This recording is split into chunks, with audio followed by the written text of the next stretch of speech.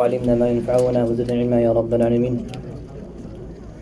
Beloved brothers and elders, alhamdulillah, we are eternally grateful to Allah Azza wa Jal for allowing us to sit here to benefit from the ayat of the Quran. Make dua again at this time.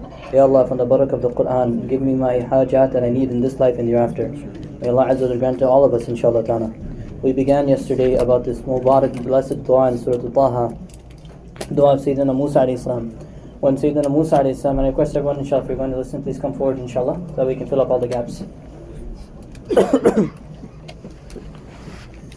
Sayyidina Musa alayhi salam was just told by Allah Azza wa Jal that He's given him two signs, and with these two signs he must go up to the greatest tyrant of the world, the greatest Jabbar, one of the worst oppressors in all of mankind, and you must go to him and give him da'wah, Musa alayhi salam.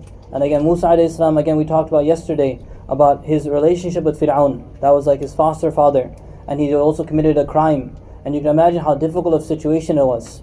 So Allah Ta'ala inspired Musa alayhi salam. Now Musa alayhi salam, it's his time to talk, and he thinks about what he should say at that moment. Allah Ta'ala gives into his heart, Musa, at this time, the time is to make dua. And this is this incredible dua. This is brothers and elders, this dua of Musa alayhi salam is an incredible dua. This is a dua, what can I say to you all to understand what it is? It is a dua whenever you have an interview. This is a dua whenever you have any meetings, when you're having conversations, when you're giving da'wah to anyone. Even every time you open your mouth, people, subhanAllah, feel a lot of pressure to give public speaking. And they feel all these issues and different problems that come up because this fear and this compression of the chest and all these different things. This is, if you're having any trouble with speaking at all ever, you read this dua of Musa alayhi salam. This is an incredible dua. What does he say in the beginning? And that's why I want everyone to understand. If you understand the meaning of the dua, then subhanAllah, you understand the value of the dua. So we all need to learn the meanings of these duas. You shouldn't just make dua. Of course there'll be benefit. There's always benefit in the duas that are in the Quran and the hadith of Rasulullah sallallahu alayhi wa sallam. But I need you all to learn the meanings, because that way you'll connect with the dua. And that way when you make the dua in Arabic, you'll be like, wow, this is a very special dua. Musa alayhi salam, again, this pressure is all over him. It's now completely dominated him. Go to Fir'aun. Go tell him to go worship Allah and to stop what he's doing and all these things. So he says, Ya Allah, what do I say? How do I say? And everything is answered in this dua. قَالَ رَبِّ اشْرَحْ لِي صَدْرِي. Oh Allah, expand for me my chest. Expand for me my chest. What are we talking about here? When you enter the qabr, for example, the qabr is extremely small.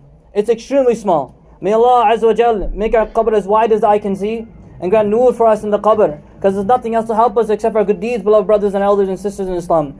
The qabr is very narrow. When you look at it, it's just you just a few feet deep, and subhanAllah, a person just as big as his body is, that's how big the qabr is. But is it really that big when the believer enters it? Beloved brothers and elders, when the believer enters it, Rasulullah sallallahu alaihi wasallam says that the qabr actually expands for him as far as the eye can see. And pillows and blankets are brought for him from Jannah, and they were brought for him so he can rest and enjoy his sleep in the qabr until he waits for Qiyamah to come, beloved brothers and elders in Islam. Why am I saying this? Is because why? A person feels their chest to be compressed and tight. And what happens when you're in that tightness? You can't even breathe. You can't even breathe. You suffocate. You get scared. You get nervous. There's fear in there. There's nervousness in there. When a person, subhanAllah, when they lose a family member, for example, when they lose a family member, they feel this immense grief on the chest. Musa alayhi salam said, Allah, I want sharh al-sadr. I want to remove all those feelings altogether, Ya Allah. I don't want to feel any grief. I don't want to feel any nervousness. I don't want to feel any worry. I don't want to feel any cowardice. Musa alayhi salam is saying, oh Allah, expand my chest as far as the eye can see, subhanAllah. Why is it so important to have a big chest? That means the heart can pump properly, and the blood of Iman can flow through the body properly, beloved brothers and elders in Islam. When you have a big room, subhanAllah, when you have everyone understands, right? When you have like a desk, and you have like a drawer in there, and you all, mashallah, I'm desi like you all, so subhanAllah, we have like 10,000 wires in there, and 10,000 keys, and we take out a key, like, which key is this one for? And this wire is, which one's this wire for? And we all trying to figure it out, right? SubhanAllah, and you're like thinking like, oh my God, and then you're plugging this and trying this and all this stuff. It's so complicated. I can't find what I want when I need to find it. But brothers and elders, Musa say, Allah, expand my chest. That way the drawer is big. And so when I need to find the words, I can find the exact words I want. Whatever words I want to find, I'll find those words, number one. Number two is, subhanAllah, Allah, I ask for clarity. Because you can have a big room, but you can still be messy. So Allah Ta'ala said, Musa, ask me to expand my chest, so make it very clear for me. So he asked Allah Azza wa Jal, make my heart such a way that whatever I need to find, I can pick it out exactly what I want. Number 2 is that make it clear for me, so whatever I want to say comes out clearly. Number 3 is what? Musa alayhi salam is saying, Ya Allah, make sure that my heart becomes so large so I become generous with the deen. Because you say a person is big-hearted when they're generous. So Musa alayhi salam said, Ya Allah, make my heart as big as it can be so I can be as generous as I can be. When you talk about someone who is a coward, what do you say about that person? In English we call him chicken-hearted. I know you guys don't even use this term. Don't worry, you don't have to. He's a coward. He doesn't even have the heart of an insan anymore. So Musa alayhi salam said, Ya Allah, give me the heart of a brave warrior. Rabbi shrah li sadri. Give me the ability to find. Give me the ability to be clear. Give me the ability to not be a coward, to be brave. Give me the ability to become generous. And Ya Allah, give me the heart of a mu'min. Because Allah Ta'ala says in the Quran, the kafir's heart is very narrow. كَأَنَّهُ ضَيِّقٌ, as if it is very narrowed. Allah, give me the heart of a mu'min as well. Rabbi shrah li sadri. This is the beginning of the dua. This is the beginning of dua. What else is there? SubhanAllah, you've already answered everything. This is all internal. This is all internal. Allah said, fix your inner. Rabbi shrah li sadri. There's the inner and there's the outer. وَيَسِّرْ لِي أَمْرِي. Oh Allah, if inside it's all good, and I'm feeling really great, and I'm ready to go and give that motivational speech, or that public speech, or whatever it is, I can go there. But then what happens is, while I'm going there, I get a flat tire. I drive off and I skid off into the snow. Or something bad happens, or this happens, or that happens, or some accident happens, or some musibah happens, and I can't even get there. Or I get there and the venue, the lights don't even work, or the mic always busts and breaks and everything, Yeah, there's so many things that can go wrong on the outside. Musa said, Ya Allah, you fix my inside. Ya Allah, make my outside easy too. So now when I go there, everything is there, the stage is there. SubhanAllah, you come and give bayan, for example, right? And you don't even realize sometimes there's a big curry stain right there. And like there's a curry stain on your turban and stuff like that. And man, it's just so embarrassing. Everyone's looking at the curry stain and you're like, man, I'm trying to give a bayan here. And then everyone's not even listening because they're looking at the curry stain. Or that someone comes and like, oh yeah, let's just fix the thing right now while Maulana is speaking. Let's open the windows now so everyone stares at him. Because that's very important to see this. Maulana's bayan is not as important as fixing this, SubhanAllah, this is how we are. And SubhanAllah, you want their full attention. You want them to listen to you. When you're going for an interview, you want to go and speak to them. You want to make sure that they're listening to you and in tune with what you're saying. Right? And you want to make sure that you are impactful and you say the right words and all these things. Maybe the interviewer has had a very bad morning. Maybe he's had a fight with his wife before he came in. Maybe you got a court case and the judge it's a divorce case. May Allah subhanahu wa ta'ala save us. But then subhanAllah, the judge is a woman. Oh my God, you're already finished. What are you going to do? Well, our brothers and elders, yassir li amri. Allah, turn the hard thing, the difficult thing to ease. Make it all easy. Make it facilitated. Everything I wanted to say, make it seem like as if I was in control the whole time. As if I was just playing the game and he didn't even realize I was playing him the whole time. Yassir li amri wahlul 'uqdatan min lisani. Now Allah, fix my inner, fix my outer. And Ya Allah, the tongue that I have has a knot on it. They say it was a physical knot. That the Musa alayhi salam, meaning what is it? That when he was younger, he burnt his tongue. So because of that, he had a little bit of a stammer that he used to kind of stutter when he used to speak. So he said, "Ya Allah, please remove that stutter on my tongue." This could be a physical thing, or it could be a metaphorical, spiritual thing. Sometimes we get so tongue-tied. We want to say the thing that works. You're speaking to your wife, and you want to say the thing that makes sense, but it just doesn't come out the way, and she's not understanding, she's not processing it. The processor's not working, the words are going, right? We're trying to give them the file, the download file, but she doesn't have the processor for it. So now we're like stuck here. I'm like, freaking out, how do I get this, the zip file? You want to get the JPEG, whatever file, it just doesn't work. So Ya Allah, remove that file, so make sure it's the proper JPEG, to make it that it's the proper way. وَاحْلُلْ عُقْدَةً مِنْ لِسَانِي. Ya Allah, so that way يَفْقَهُ قَوْلِي, so everyone can completely, deeply understand what I'm trying to say to everybody. This is what Musa alayhi is making dua for. I'm telling you, subhanAllah, every single problem we have in life in terms of conversations and difficulties, they're all in dua of Musa alayhi right here. And you know what? This is where we pause. Musa alayhi actually continued. He said, وَجْعَلْ لِي وَزِيرًا مِنْ أَهْلِي. Ya Allah, when I go to Fir'aun, I need to have a vizier. I need to have a minister. I need to have a supporter, a helper with me. Wazir in Arabic is someone who carries the thiqal, who carries the heavy weight with you, who decides to carry it with you and says, you know what, we'll carry the burden with you. Musa alayhi salam said, Ya Allah, give me a helper from min ahli, from my family. Harun akhi. Allah, make my brother a helper to me.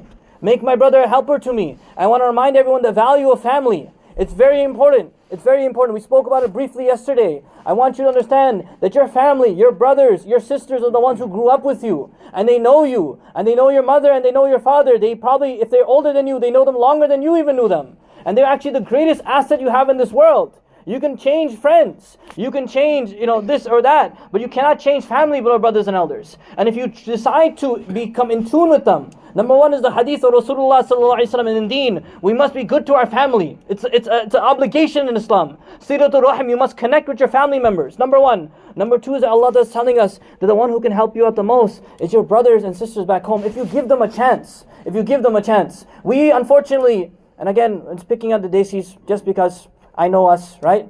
Number one is that we make our kids start to fight each other. Oh my God. Oh, your brother, he got 100. Why didn't you get 100?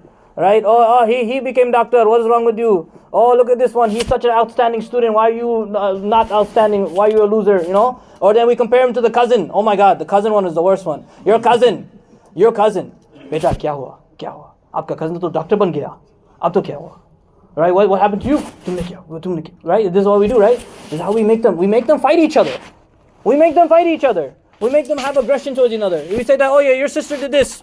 And your brother did this. No, why aren't you like them? As if he can control some of those things, beloved brothers and elders. Every child is special. You get a Sumayya, you get a Yahya, you get a Lut. They're all different kids. And you have to understand they're all not on the same level. Trust me, I have that genetics. It's in my genes. I say the same thing. I see Sumayya do really well and Yahya kind of, And then I'm like, but I have to control myself.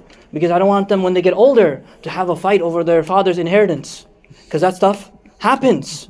It does happen. And this is what happens. We sometimes cause it when we are younger. Number two is that please be connected to your brothers and sisters. When my father, rahimahullah, passed away about 2 years ago now, I tell you, subhanAllah, since then, our father was the glue that connect everyone together. After he left, we made it a commitment that we will stay together. If he's not there anymore, we'll stay together. And subhanAllah, we still get into fights because we're brothers. But the thing was that we told ourselves that for the sake of Abu, because of father, we will not, because of dad, we will not let this get any deeper than that. We'll never let it go. Because why? Because we loved our dad. And because of this, you'll find support. My older brother, for example, this Harun alayhi salam, this is Musa alayhi salam's older brother, right? He's just 1 year older than him. My older brother is like 14 months older than me. He's kind of close to me, So he's a little older. And subhanAllah, like when we were growing up, we basically grew up like friends. And then eventually when I became Maulana, now I'm big bro, subhanAllah, right? So now, mashallah, but we have this relationship. And I tell you, this is the closest person I have in the dunya to me. In terms of the people I have, he's so close. Because of that reason, because of that connection we have. My younger brothers, alhamdulillah. Because why? We're united, we'll work together. Don't jeopardize that, don't trade that, don't remove that. He goes and says, Ushdud bihi azri. Oh Allah, let him make him firm on my azr, on my strength. Allah, enhance my strength through this man.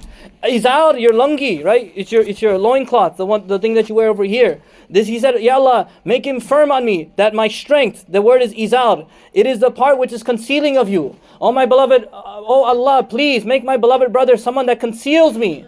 And when I need the most help in my inner, he will help me, inshallah ta'ala. So he's asking Allah, Ya Allah, make him someone who will strengthen me. When I need someone who's so close to me, he can support me. And number two is that he's not going to expose me and cause difficulty for me. This is a very profound thing, beloved brothers and elders. I want to finish on this point, inshallah. Sayyidina Musa alayhi salam said to Allah, Ya Allah, please make this family member someone that will support and conceal and protect me. I tell you, subhanAllah, this is the most dangerous thing that we find in our time. That people will turn brothers against each other.